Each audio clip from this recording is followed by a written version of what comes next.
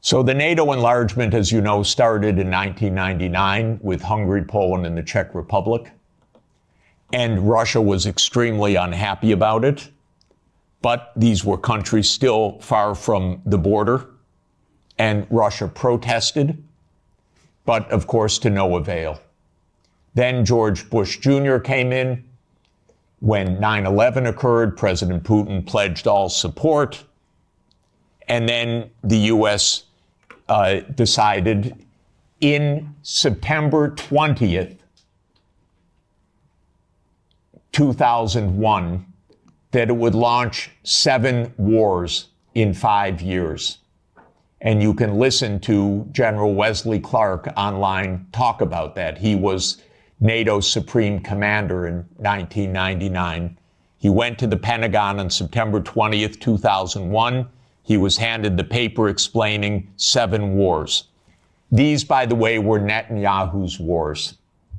The idea was partly to clean up old Soviet allies and partly to take out supporters of Hamas and Hezbollah. Because Netanyahu's idea was there will be one state, thank you, only one state. It will be Israel. Israel will control all of the territory. And anyone that objects, we will overthrow. Not we exactly, our friend, the United States. That's U.S. policy until this morning. We don't know whether it will change. Now, the only wrinkle is that maybe the U.S. will own Gaza instead of Israel owning Gaza. But the idea has been around at least for 25 years. It actually goes back to a document called Clean Break that Netanyahu and his American political team put together in 1996 to end the idea of the two-state solution. You can also find it online. So these are projects. These are long-term events. These aren't, is it Clinton? Is it Bush? Is it Obama? That's the boring way to look at American politics, as the day-to-day game. But that's not what American politics is. As you know, Viktor Yanukovych was elected in 2010 on the platform of neutrality. Russia had no territorial interests or designs in Ukraine at all. I know. I was there during these years. What Russia was negotiating was a 25-year lease to 2042 for Sevastopol Naval Base. That's it. Not for Crimea, not for the Donbass, nothing like that. This idea that Putin is reconstructing the Russian Empire, this is childish propaganda. Excuse me. If anyone knows the day-to-day and year-to-year history, this is childish stuff. Childish stuff seems to work better than adult stuff.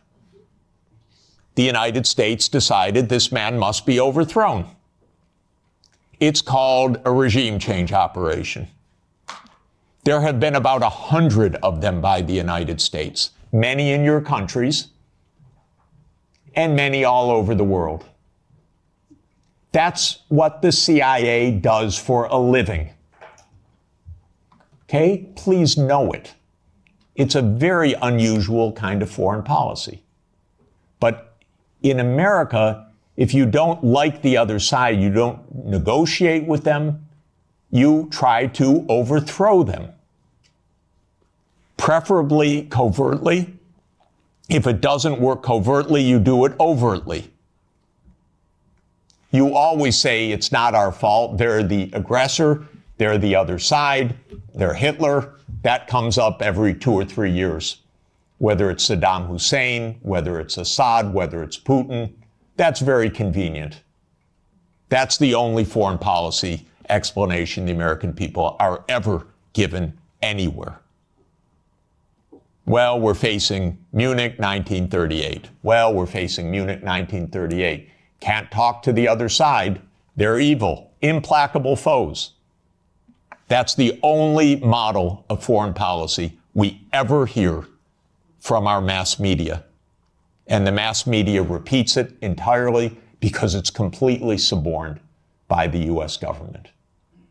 I begged the Ukrainians, and I had a track record with the Ukrainians. I advised the Ukrainians. I'm not anti-Ukrainian, I'm pro-Ukrainian completely.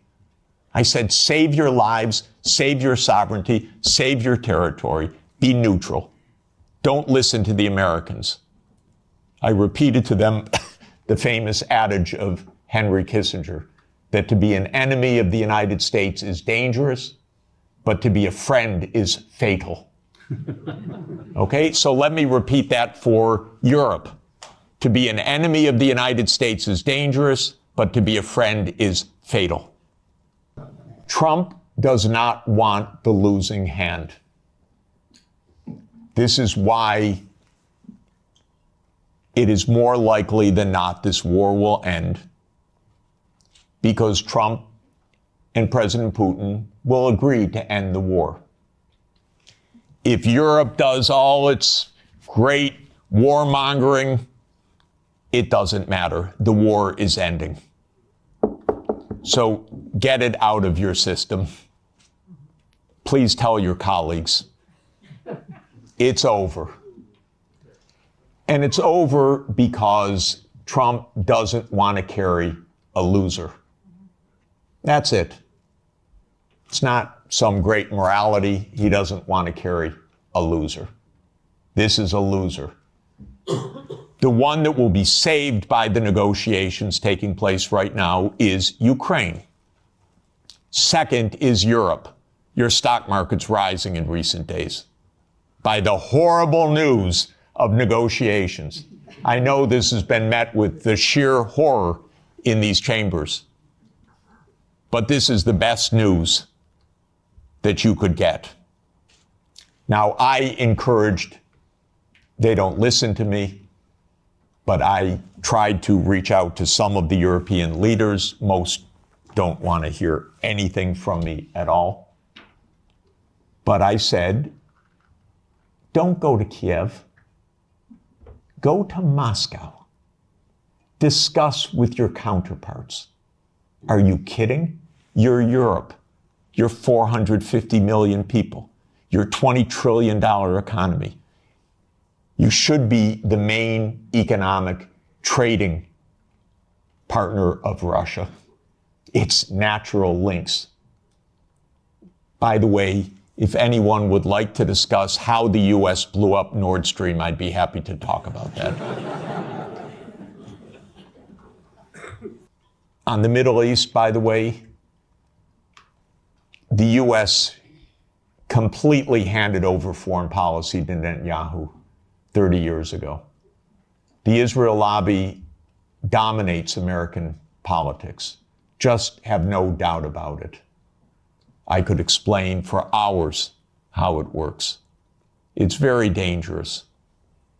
I'm hoping that Trump will not destroy his administration and worse, the Palestinian people, because of Netanyahu, who I regard as a war criminal, properly indicted by the ICC, and that needs to be told no more, that there will be a state of Palestine on the borders of the 4th of June, 1967, according to international law, as the only way for peace. It's the only way for Europe to have peace on your borders with the Middle East, is the two-state solution. There is only one obstacle to it, by the way, and that is the veto of the United States in the UN Security Council. So if you want to have some influence, tell the United States, drop the veto. You are together with 180 countries in the world. The only ones that oppose a Palestinian state are the United States, Israel, Micronesia, Nauru, Palau, Papua New Guinea, Mr. Malay, and Paraguay. So this is a place where Europe could have a big influence. Europe has gone silent about the JCPOA and Iran. Netanyahu's greatest dream in life is a war between the United States and Iran. He's not given up, and it's not impossible that that would come also. And that's because the U.S. in this regard does not have an independent foreign policy. It is run by Israel. It's tragic. It's amazing, by the way. And it could end. Trump may say that he wants foreign policy back. Maybe. I'm hoping that it's the case. Finally, let me just say with respect to China, China is not an enemy. China is just a success story. That's why it is viewed by the United States as an enemy, because China is a bigger economy than the United States. Russia is not going to invade Europe. This is the fundamental point. It may get up to the Dnieper River. It's not going to invade Europe. But there are real issues. The main issue for Russia was the United States, because Russia, as a major power and the largest nuclear power in the world, was profoundly concerned about U.S. unipolarity from the beginning. Now that this is seemingly, possibly ending, Europe has to open negotiations directly with Russia as well, because the United States will quickly lose interest, and you're going to be living with Russia for the next thousands of years. Okay? So what do you want? You want to make sure that the Baltic states are secure. The best thing for the Baltic states is to stop their Russophobia. This is the most important thing.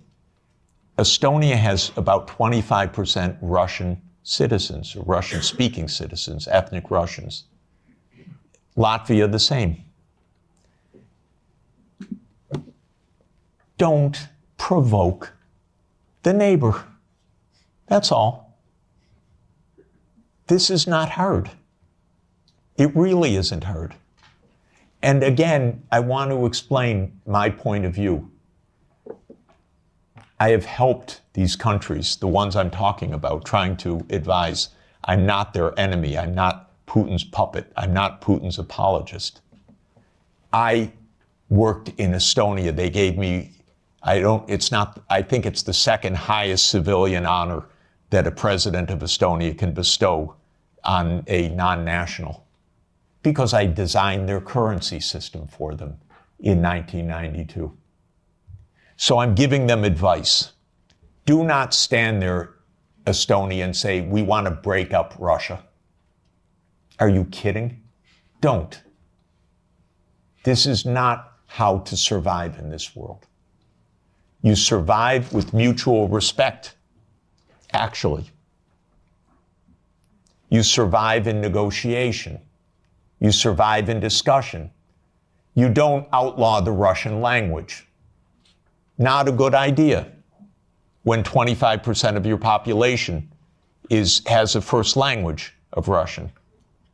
It's not right, even if there weren't a giant on the border. It wouldn't be the right thing to do. You'd have it as an official language. You'd have a language of in lower school. You wouldn't antagonize the Russian Orthodox Church. So basically, we need to behave like grown-ups. And when I constantly say that they're acting like children, Sonia always says to me, that's unfair to children.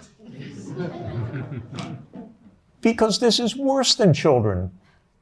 We have a 6-year-old granddaughter and a 3-year-old grandson, and they actually make up with their friends. And we don't tell them, go, just ridicule them tomorrow and every day.